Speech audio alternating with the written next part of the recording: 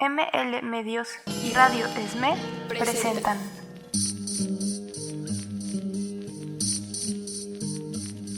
Yo pregunto a los presentes, Forjando futuro. si no se han puesto a pensar que esta tierra es de nosotros y no del que tenga más.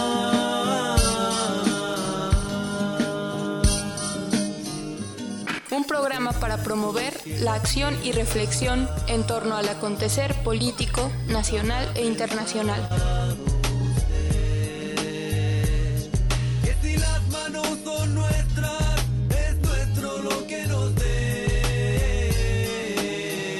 A desalambrar, que la tierra es nuestra, es tuya y de aquel, de Pedro y María, de Juan y José.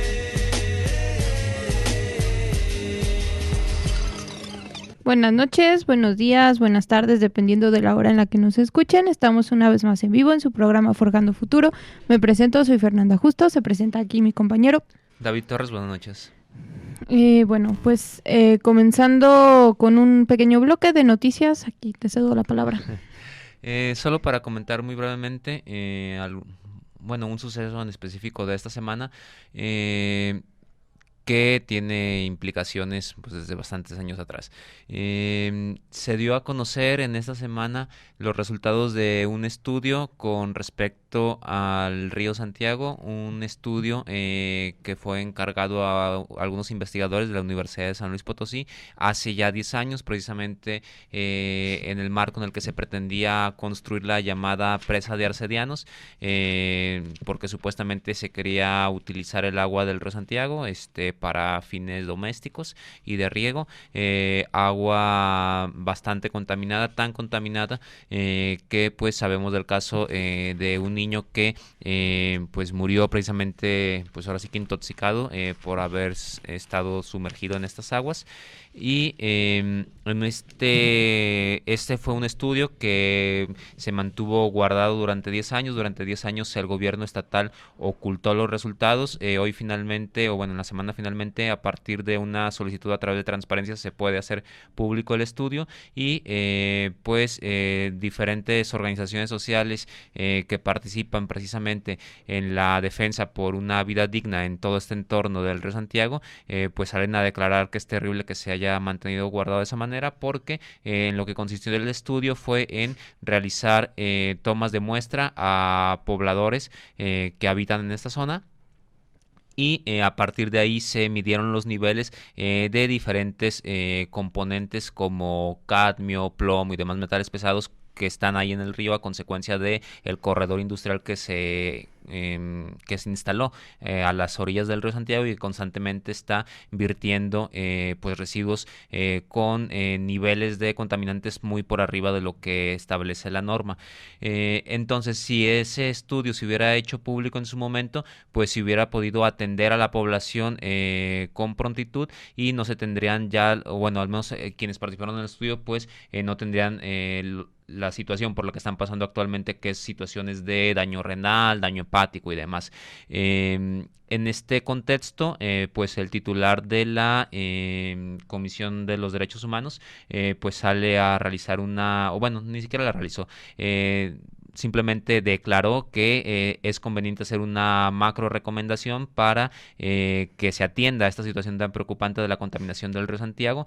El gobernador Enrique Alfaro, pues lejos de pues presentar un diálogo para ver cómo se puede resolver el problema, pues sale a decir que él no necesita que nadie le haga recomendaciones, que porque según él ya desde el primer día de su gobierno ha estado trabajando en el sentido de resolver la problemática y convocó a lo que él llamó como una macro excursión, algo así, se me fue ahorita el nombre, a un tour, hicieron un recorrido, y lo mismo, las organizaciones que llevan ya años luchando por condiciones dignas para los pobladores del río Santiago y en general pues para la población de Jalisco, pues parte de lo que critican es de que en este recorrido ni siquiera se llegó como tal al río Santiago. El recorrido se limitó a observar algunas de las obras que se hacen en otras posiciones a las cuales va a parar el agua del río Santiago, y en ningún momento tampoco hubo una crítica frontal a las empresas que son finalmente las responsables de esta contaminación, que si bien es responsabilidad del Estado pues tomar algunas medidas para el saneamiento de las aguas, en realidad la principal responsabilidad es de las empresas que vierten estos residuos. No tendrían por qué estar virtiendo residuos por arriba de la norma, que de por sí la norma ya de por sí es bastante laxa, y se dieron a conocer el nombre de 29 empresas que son de las principales contaminantes en este acuífero, y bueno, destacan nombres como el de Honda, como Hershey, Nestlé, Urrea, varias tequileras, y pues lo mismo, en el discurso oficial pues no hay una crítica de fondo a estas empresas, no hay una intención de verdaderamente exigirles que los residuos que viertan estén por debajo de los límites, y si no, pues simplemente que se les cierre la empresa. Pues no, nada de esto está en el discurso oficial, sino simplemente que el propio Estado haga algunas obras meramente paliativas. Sí, que me parece que hay como varios temas aquí cruzados, ¿no? Que sería importante luego abordar, porque por ejemplo en Jalisco pues ya se tiene algún meses, me parece, en que estaba esta cuestión de dejar de utilizar el unicel, dejar de utilizar el plástico, ¿no? Ya digo, a nivel por lo menos estatal, no sé si ya es una política nacional, pero ya las empresas están obligadas a no dar bolsas de plástico y cuestiones de este tipo, pero vemos al mismo tiempo como hay una impunidad total para todas estas grandes empresas que son las que realmente están generando los niveles de contaminación más fuertes, ¿no? Entonces sí, pues me parece que también son cuestiones que están ahí, junto con la propia crítica, ¿no?, a la respuesta por parte del gobernador de Jalisco, que es sumamente característico de él, ¿no? Esta cerrazón, esta arrogancia con la que trata o con la que termina abordando el conjunto de conflictos que se le vienen presentando, de pues a él nadie puede venir a decirle nada, ¿no? Incluso antes que nosotros estaban unos compañeros aquí unos periodistas haciendo programa y comentaban, el propio Alfaro pudo haber aprovechado esta situación para de alguna forma canalizar, digamos, una crítica hacia el gobierno federal respecto a la necesidad de combatir de fondo el tema de la contaminación, y por el contrario, pues lo que hace es pelearse no solo con el gobierno federal, sino con la propia ciudadanía estatal, ¿no? Entonces pues son rasgos que hay que estar señalando, porque insisto, no es el único caso, no es una situación particular el que en esta ocasión haya respondido así, sino que en general hay una negativa totalmente a poder dialogar de alguna forma con, sobre todo estos organismos, digamos, como de derechos humanos independientes, investigaciones,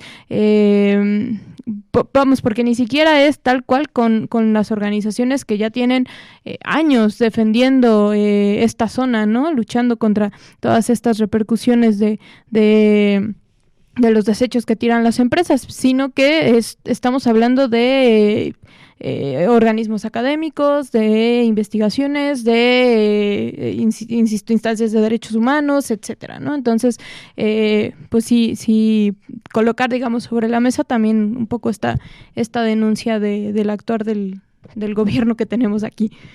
Y bueno, pues entrando al tema del día de hoy, vamos a continuar con un tema que hemos abordado en diferentes ocasiones. Recientemente también empezábamos a abordarlo.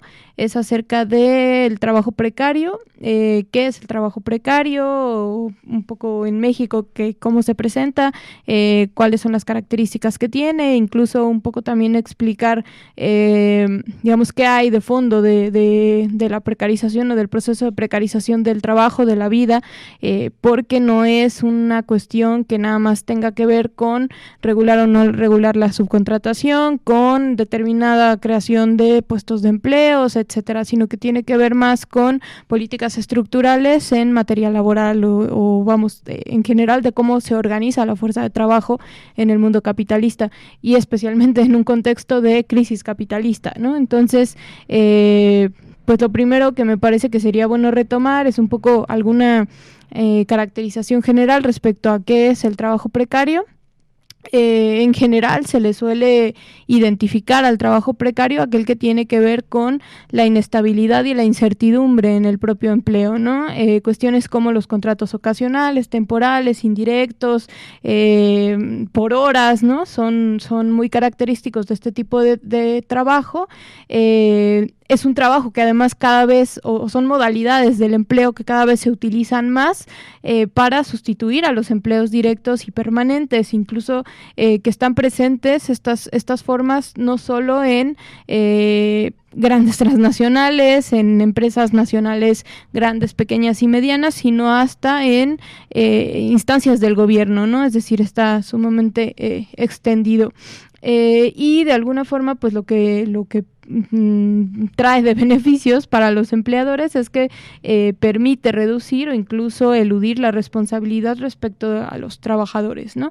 La mayoría de las personas que realizan o que se encuentran dentro de lo que consideramos como trabajo precario carecemos de seguridad en el empleo, suelen cobrar salarios más bajos, no hay protección social o la protección social es sumamente limitada y generalmente hay muy pocas o incluso ninguna prestación más allá del pago del salario, ¿no? Y además se enfrentan mayores dificultades también para ejercer el conjunto de derechos, ¿no? Porque, bueno, si no existe una estabilidad laboral, pues mucho menos está el acceso a otro tipo de derechos, como particularmente lo que es el derecho de organizarse en un sindicato, de negociar colectivamente mejores sueldos, mejores condiciones laborales y mejores condiciones de vida en general, ¿no? Y además no quiero decir curioso, ¿no? Sino que es contradictorio, ¿no? Como en los hechos, muchas de las personas que se encuentran trabajando en este tipo de empleos, en realidad sí hacen funciones de como si estuvieran en un empleo permanente, ¿no? Sin embargo, pues por las modalidades, ya sea de contratación o de otras, hay pues una carencia total respecto al acceso de derechos, de prestaciones, etcétera, ¿no? Y pues quizá así como la más generalizada, la que se identifica como más claramente como parte del trabajo precario, pues es la contratación mediante la terciarización, ¿no? La cuestión del outsourcing, que, bueno, como sabemos, pues son agencias o empresas que se dedican a subcontratar trabajadores que en realidad le trabajan a otra empresa, ¿no? Entonces eso es como una introducción, digamos, muy general respecto a qué es el trabajo precario, e insisto, ¿no? La principal o la característica de este es que no hay estabilidad, es totalmente una incertidumbre cuánto tiempo vas a estar laborando en donde estás, y hay una total falta de garantías para las y los trabajadores, ¿no? Es muchísimo más fácil despedirles, es más difícil poder adquirir mejores salarios o subir de puestos o cualquier cuestión que implique mejorar las condiciones de vida. Sí, que por ejemplo es un concepto relativamente reciente aquí en México, esta cuestión de caracterizar el trabajo a partir de si es precario o no, porque el concepto como que más tradicionalmente se ve utilizado es el de trabajo formal, trabajo informal. Sin embargo, pues este ya no obedece a la realidad hoy en día. ¿Por qué? Porque tenemos que, sobre todo en el periodo un poco después de la Segunda Guerra Mundial, pues el tener un trabajo formal en México te garantizaba pues al menos el acceso a un sueldo, si no bueno, pues sí que te cubriera en muchos de los casos las necesidades básicas, que te diera prestaciones sociales y demás. Sin embargo, actualmente el tener acceso a un empleo formal pues ya no garantiza ninguno de estos supuestos. Ya lo mencionabas, el caso del outsourcing, de la tercerización, del pago por honorarios, pues bueno, son trabajos formales que sin embargo no te garantizan todo este tipo de cuestiones. De ahí que pues bueno, el trabajo precario puede ser tanto formal como informal, y entonces sí, el tipo de lógica para caracterizarlo pues es más bien todo esto que ya mencionas, incluso la cuestión de pues el salario o de la representación sindical o no. Que siempre resulta un tanto difícil el caracterizar la situación de los trabajadores en México, sobre todo porque, no sé, una de las principales herramientas estadísticas que se tienen es la encuesta nacional de ocupación y empleo que realiza el INEGI. Sin embargo, pues la metodología no ayuda mucho. Es por lo menos limitada, ¿no? Sí, por decirlo menos, exacto, es limitada. ¿Por qué? Porque bueno, es una encuesta que se está levantando de manera continua, pero las preguntas van enfocadas respecto a la última semana que va en curso, respecto a si las personas tuvieron o no una actividad económica en la última semana. Y aquí entonces hace una diferenciación la encuesta entre población ocupada y población no ocupada, pero está dentro únicamente de la población económicamente activa. Pudiéramos suponer que la población económicamente activa es pues toda aquella que por su edad y condición física puede trabajar, por así decirlo. Sin embargo, no es tal cual así, porque por ejemplo, según esta encuesta, pues el 96.5% de la población económicamente activa se encuentra ocupada. Esto suena como pues bastante ocupade. Esto suena como bastante optimista, porque eso nos llevaría a una tasa del desempleo, a un porcentaje, perdón, del desempleo de apenas el 3.5%. Que más o menos es el que sí se maneja oficialmente, ¿no? Ajá, es el que oficialmente se maneja. Pero pues aquí un poco las imprecisiones o la manera tramposa en que se presentan estos resultados. ¿Por qué? Porque en realidad la población que está en posibilidades de trabajar, de acuerdo a la definición aquí en México, es la población mayor a 15 años. Esta es de 95 millones de personas. Sin embargo, de esas 95 millones de personas, únicamente el 60.4% se clasifican como población económicamente activa. El restante 40% se clasifica como población no económicamente activa. ¿Qué significa esto? Bueno, que este 40% de las personas mayores a 15 años, cuando se realizó la encuesta, respondieron que en la última semana no habían trabajado ni siquiera una hora y que no habían buscado trabajo en la última semana. Sin embargo, que alguien no busque trabajo en la última semana no significa que no requiera trabajar, o que no buscó trabajo hace 2 semanas, o que no va a buscar trabajo la siguiente semana. Entonces, bueno, este ya es como un sesgo enorme en el que, pues sí, nos dicen únicamente el 3.5% de la población está desocupada, pero si hacemos de un lado esta cuestión de si en la última semana buscó o no buscó trabajo, pues alrededor del 40% de la población realmente no tiene trabajo, o no realiza, más bien dicho, alguna actividad económica, porque esa es otra cuestión. El 60.4% de la población que es económicamente activa no es únicamente aquella que recibe un salario o que recibe algún ingreso por su trabajo. Aquí también se encuentran todas aquellas personas que de alguna manera participan en la producción de algún bien o servicio, pero que pueden o no recibir dinero por el mismo.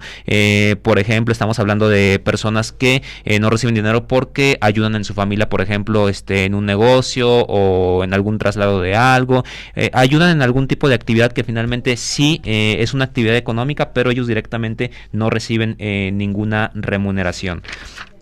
En este mismo sentido, pues tenemos que la llamada población ocupada se agrupa principalmente en las grandes ciudades, alrededor del 50%, y el 21% en localidades rurales con más de 2.500 habitantes, y a partir de ahí va decreciendo el porcentaje entre menor sea como la población de estas localidades. Es también interesante señalar que la mayor parte de la población ocupada se ubica en lo que se conoce como el sector terciario o de servicios, lo que viene siendo comercio, transporte, servicios sociales. Le sigue el sector secundario o industrial con el 25.2%, y el menor porcentaje es del sector primario, es decir, de aquellas personas que se dedican a la agricultura, a la caza, a la pesca y demás. Otra cuestión interesante es lo de la población subocupada, es decir, personas que tienen una jornada laboral menor a las 48 horas a la semana, pero que sin embargo están buscando pues un segundo empleo o algún otro tipo de actividad económica que les permita completar sus recursos económicos. Este corresponde alrededor del 8% de la población ocupada. Y también hay como diferencias, por ejemplo, en la cuestión de género, porque tenemos que en el caso de los hombres, alrededor del 70% de aquellos que dijeron que, bueno, de aquellos que se clasifican más bien como económicamente activas, están ocupados. Y en el caso de las mujeres es únicamente alrededor del 45%, que aquí también es difícil por la misma manera en que se realiza la encuesta y por los mismos, no sé, la manera en que tenemos de concebir el trabajo. Muchas de las mujeres contestan que realmente ellas no están realizando ninguna actividad económica, pero sin embargo sabemos que realizan actividades de cuidado, actividades de limpieza de la casa, preparación de alimentos y demás, que finalmente ya como tal en la sociedad sí constituye una actividad económica que permite pues la subsistencia. Incluso está contabilizado el PIB que genera eso, ¿no? Entonces está mal que no se considere como trabajo si está incluso dentro de la generación de riqueza pues de la nación, ¿no? Sí, y bueno, esto es como los datos que nos arroja algunos de los datos que nos arroja esta encuesta. Por ejemplo, es también interesante que dentro de esta que se clasifica como población ocupada, alrededor del 60% es gente que está subordinada a un patrón, es decir, tiene una relación directa obrero-patrón. Sin embargo, de este total de la población, únicamente alrededor de la mitad tiene realmente un contrato y tiene acceso a algún tipo de institución de salud. Entonces estamos hablando que ni siquiera esta cuestión del trabajo asalariado constituye como tal un trabajo formal y con acceso a derechos, sino que únicamente la mitad del trabajo asalariado tiene acceso a pues los servicios mínimos. Que esa es una de las cuestiones que caracterizan también la precarización del trabajo, ¿no? Como ya lo decías en un principio, no hay una digamos diferenciación tal cual de decir, bueno, el trabajo precario es únicamente el que se encuentra en la informalidad, el que no tiene esta relación obrero-patronal, ¿no? Ni siquiera es únicamente el que se encuentra dentro del outsourcing, por ejemplo, que muchas veces limitamos el análisis a eso, cuando en realidad dentro de los propios empleos formales pues hay un proceso de precarización tremendo, ¿no? Y que se ha, digamos, presentado en distintas formas, que nos vamos a un corte musical y enseguida que regresemos abordamos un poquito esto acerca de las formas en que se presenta la precarización del trabajo. No olviden que pueden seguirnos en redes sociales.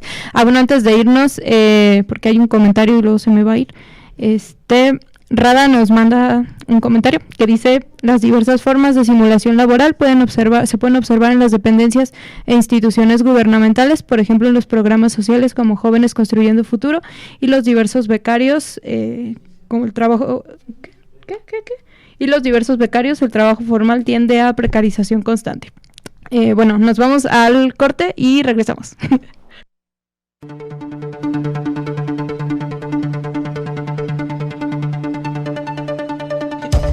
En un momento regresamos con Forjando Futuro.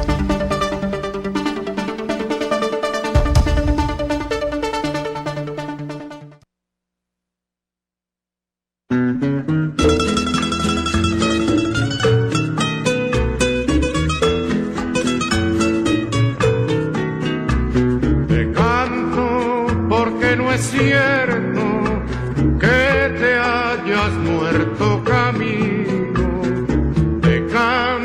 Porque estás vivo y no porque te hayas muerto.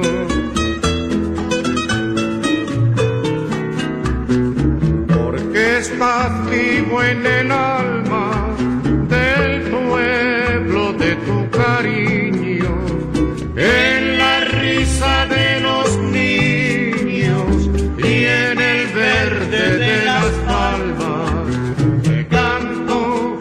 Estás vivo camino y no porque te hayas hayas muerto. Te canto porque estás vivo, Camilo, y no porque te hayas muerto.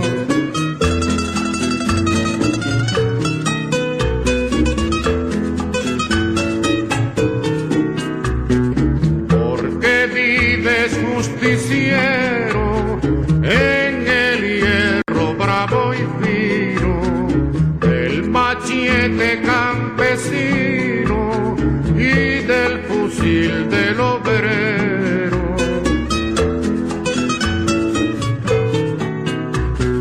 Porque vive tu presencia en el pueblo que te escucha, porque estás vivo en la lucha y vivo en la independencia. Te canto porque estás vivo, Camilo, y no porque te hayas muerto. Te canto porque estás vivo, Camilo, y no porque te hayas muerto.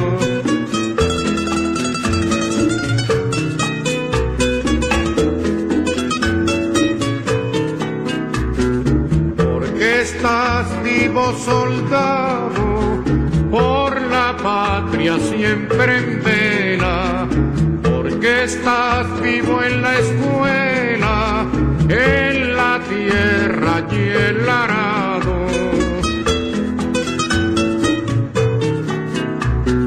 Vivo tu rostro de miel en la estrella solitaria, vivo en la reforma agraria y en el sueño de Fidel. Te canto porque estás vivo, Camilo, y no porque te hayas muerto. Te canto porque estás vivo, Camilo, y no porque te hayas muerto.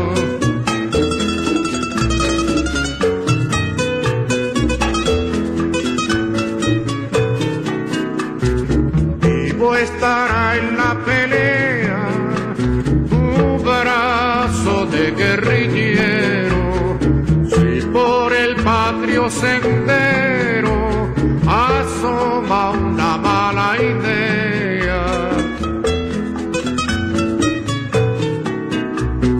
Y después noble y tranquilo, como en el momento aquel, oirás de nuevo a Fidel preguntar: «Hoy bien, Camilo».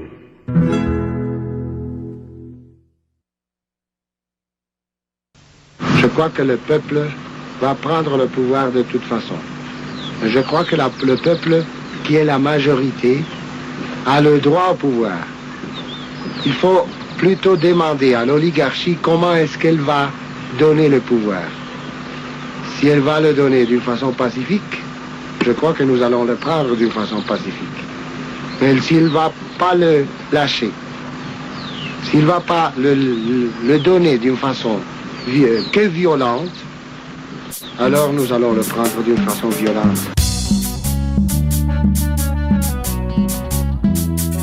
Camilo Torres, ejemplo y rebeldía. Camilo Torres, prolesta.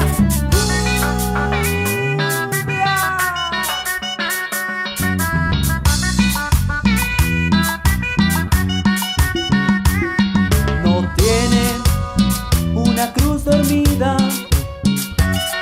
la cruz vive entre sus manos. La despertaron las penas, cadenas de los indios colombianos. ¡A luchar, a luchar! No tiene casulla de oro, su mano no luce anillo. Organización popular. La misa que dice es clara, dispara y el viento es un monaguillo. Pueblo, pueblo. Catedral de pinos altos, la tierra virgen espera. Alegría, rebeldía. Un cura se está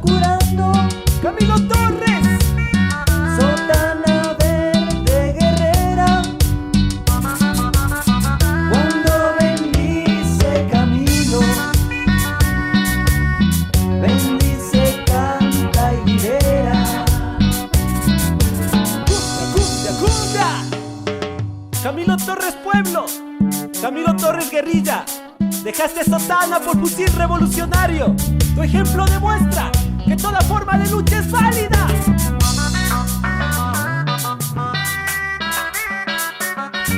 Moviendo el esqueleto, moviendo la conciencia, cumbia proleta. Se lleva la iglesia puesta, sin triple el confesionario. Cumbia proleta. Firmeza de junco y roble, que es doble, cura y revolucionario. A luchar, a luchar. Toda la luz en los ojos, si se lleva todavía. Organización popular, luchando por encontrarla y salvarla, tu dignidad y la mía. Pueblo, pueblo, a fusil suenan campanas, rosario de metralletas, alegría, rebeldía, tomó el cielo por asalto. Camilo Torres, el guerrillero profeta, firmó sus versos con sangre. Camilo Torres, proleta. Cumbia, cumbia, cumbia.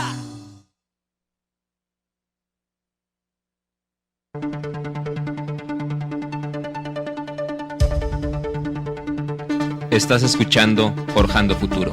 Ya regresamos.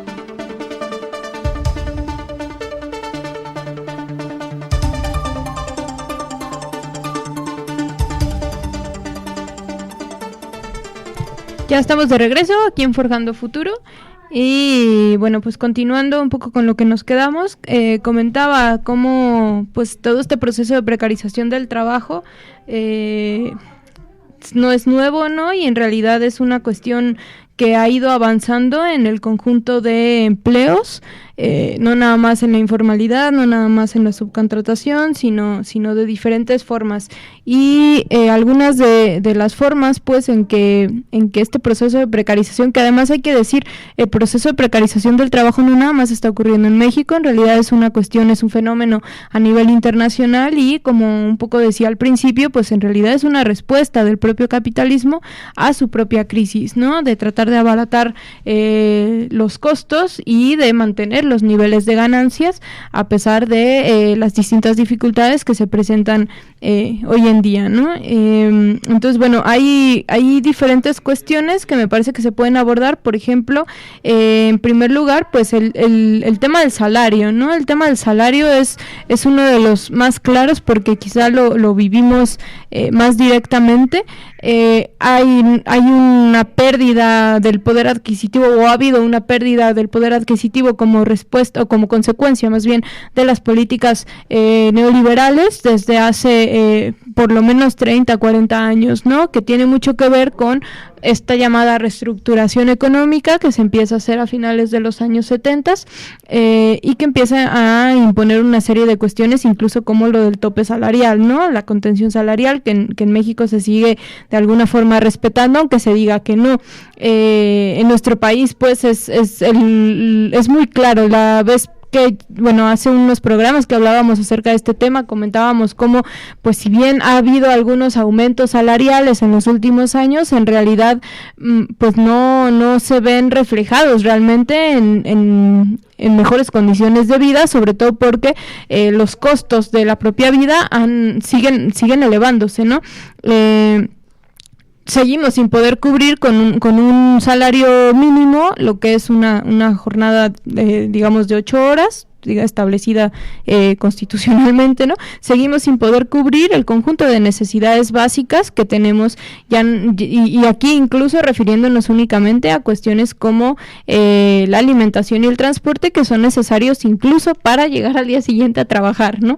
Que se supondría que es como lo mínimo que tendría, digamos, que costar nuestra fuerza de trabajo a partir, digamos, de la lógica del precio de las mercancías, demás, ¿no? Pero más allá de eso, pues tenemos que en la propia Constitución se habla de un salario que pueda cubrir las necesidades también culturales, de educación, de transporte, etcétera, no solo del trabajador, sino de toda su familia, ¿no? Y muy lejos estamos de esto. Además de que, bueno, en general, estos años, durante mucho tiempo se ha mantenido esto del tope salarial y de la contención como una ventaja competitiva de México en el marco de libre comercio, ¿no? Apenas hace poco es que, y sobre todo a partir de exigencias de fuera, es decir, de Estados Unidos y de Canadá, se ha estado tratando de abordar este tema y un poco de solucionarlo. Incluso las últimas reformas laborales respecto a la cuestión sindical tienen mucho que ver con esto, ¿no? Porque desde otros países pues se considera que es digamos una competencia desleal, ¿no? Por parte de México el tener tan abaratada su fuerza de trabajo, ¿no?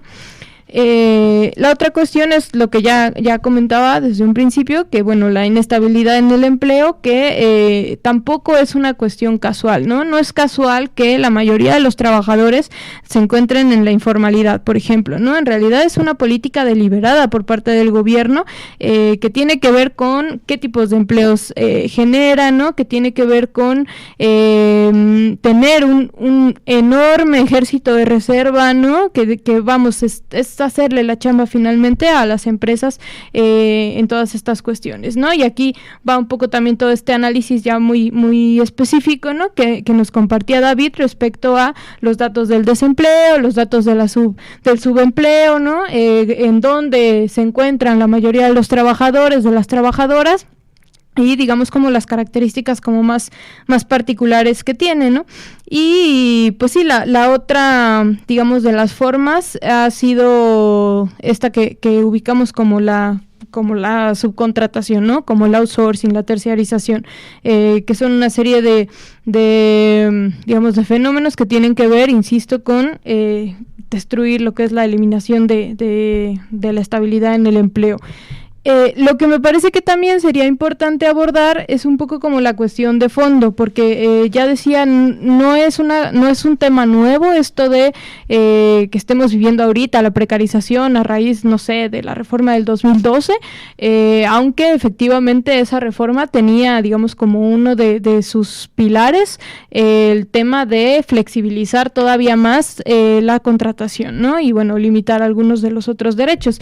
La propia reforma, por ejemplo, del 2013 en materia supuestamente de educación que se vivió fue una reforma laboral en el mismo sentido de eliminar la estabilidad en el empleo para el sector de los profesores y profesoras, ¿no? Entonces, esa es como una ese fue como su rasgo característico, pero en realidad venía como una continuación de una serie de políticas, insisto, laborales que se han estado desarrollando desde el gobierno, con sus distintos gobiernos, digamos más bien desde el Estado, y que responden a estos mandatos por parte de los organismos internacionales financieros y demás, ¿no? Y aquí me parece importante ubicar el papel que tiene justamente la flexibilización, este bonito término, ¿no? De toda la vida laboral, ¿no? Esta flexibilización lo podemos, creo, identificar sobre todo como en tres aspectos. Uno es la flexibilización de la fuerza de trabajo como tal, que puede ser numérica a partir de despidos o no. De hecho, por ejemplo, recientemente los compañeros de la CETIEN, de la industria electrónica, trabajadores y trabajadoras de la industria electrónica, nos vienen comentando que desde hace por lo menos 6 meses hay una serie de despidos masivos en todas las maquiladoras, ¿no? Y esto tiene que ver también con tener que ajustar a partir de si baja o sube la producción de las propias empresas, pues su número de trabajadores, ¿no? Es como la más directa. Pero por otro lado está la contractual, que justamente es la que se ha venido presentando en formas de los distintos esquemas de contratación, ¿no? Ya sea por medio de la terciarización, ya sea por contratos temporales, por contratos por hora, etcétera, ¿no? Y esto, pues de alguna forma elimina tanto la jornada laboral como el salario mínimo, porque ya pues es difícil, ¿no? Que puedas realmente, al menos en algunos de los los empleos, e incluso introduce modalidades como esto del autoempleo, ¿no?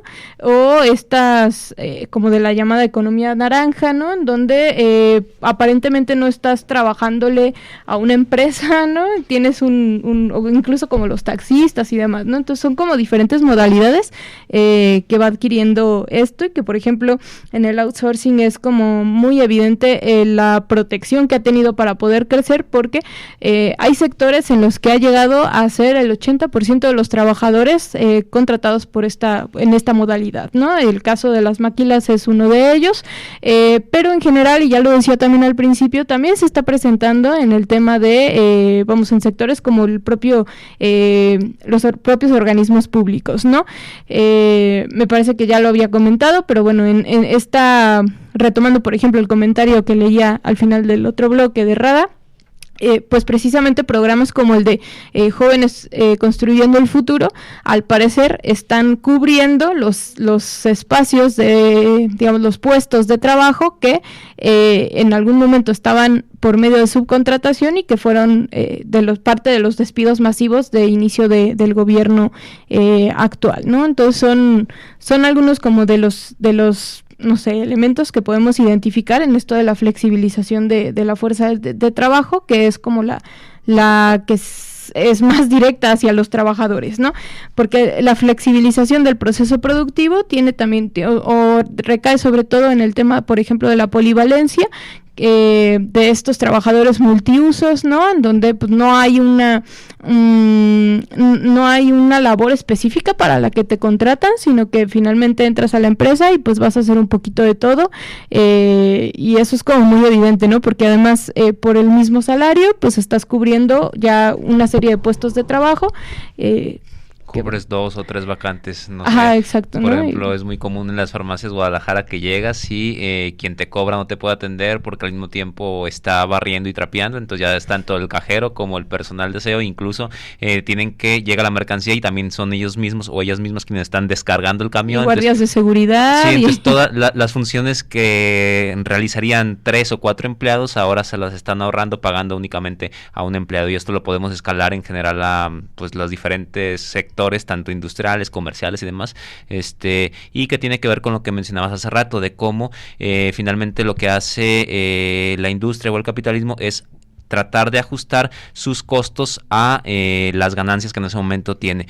y por lo tanto si determinada línea de producción en ese momento no está activa, bueno, pues a esos trabajadores los pasa a otra línea de producción o incluso a hacer otro tipo de labores como de limpieza, de inventario. Entonces de ahí la polivalencia que atraviesa, a muchos de los niveles, desde los niveles de operarios hasta incluso niveles profesionales, en donde también es muy común en las empresas que pues algún técnico pues ya no hace únicamente, no sé, cuestiones por ejemplo de determinaciones analíticas, sino que hace determinaciones analíticas, pero también preparación de productos, cosas por el estilo. ¿Te ha pasado acaso? Me está pasando. Suenas muy conocedor del tema. Bueno, el proceso productivo sobre todo recae en eso, ¿no? Bueno, también se podrían identificar ahí como la cuestión de la propia automatización y cuestiones de este tipo, ¿no? Que, bueno, sabemos que dentro de... O sea, no es como que por sí misma la automatización sea mala, sea negativa, sino que obviamente en el marco de las relaciones capitalistas pues tiende a destruir puestos de trabajo, ¿no? Y hay una digamos como confrontación entre los trabajadores y ese propio proceso productivo, ¿no? Y la flexibilización salarial, que bueno, también tiene que ver con lo que ya comentaba, ¿no? Respecto a cómo pues se van ajustando los salarios a partir también de las propias condiciones del mercado, de la propia competencia internacional, por más que se diga que los tratados de libre comercio intentan proteger estas cuestiones, supuestamente por una falsa competencia, ¿no? Pues en realidad es evidente que hay una división, digamos, internacional también del trabajo que permite y que necesita de todo esto, ¿no?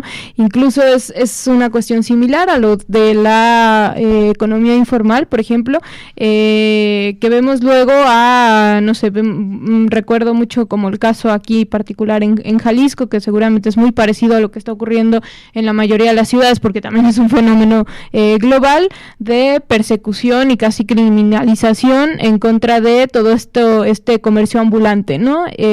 Cuando al mismo tiempo no se crean puestos de trabajo que puedan, digamos, que de entrada ofrezcan una vida digna para estas personas y que para los miles de trabajadores o trabajadoras que nos encontramos por fuera de una relación laboral formal. Y entonces, bueno, evidentemente hay también un flujo del capital y demás, es decir, sí, se necesita también, o es como una especie de válvula de escape para el propio Estado el tener ese comercio informal, ¿no? Y sin embargo, pues bueno, es simplemente estarlo regulando a partir de sus propias necesidades, ¿no? Leo otro comentario que dice que además de lo trágico del trabajo precario en sí mismo, en el momento del ejercicio de los derechos se vuelve, si no imposible, al menos sumamente difícil desarrollar procesos organizativos. Que justo me parece que es como uno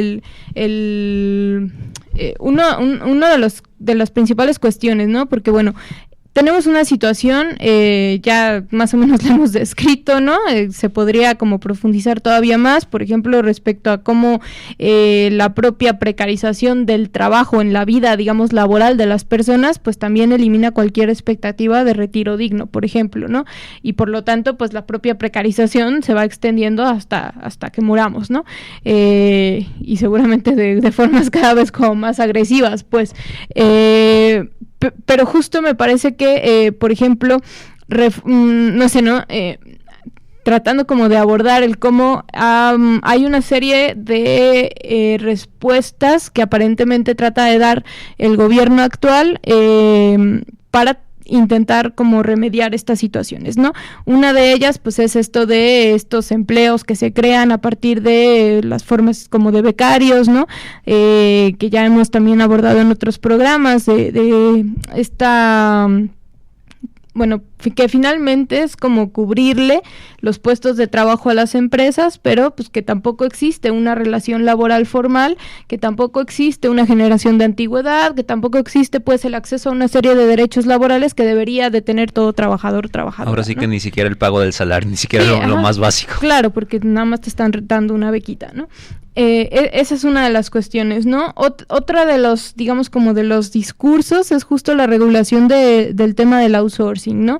Entonces, y que también es abordado a partir únicamente del problema de la fiscalización, como si el asunto fuera ese, pues el asunto es que malditas empresas, algunas que no están pagando los impuestos necesarios, ¿no? ¿Y qué pasa con la vida de las y los trabajadores que están dejando en esas empresas? Bueno, eso en realidad es como si fuera un efecto colateral, ¿no?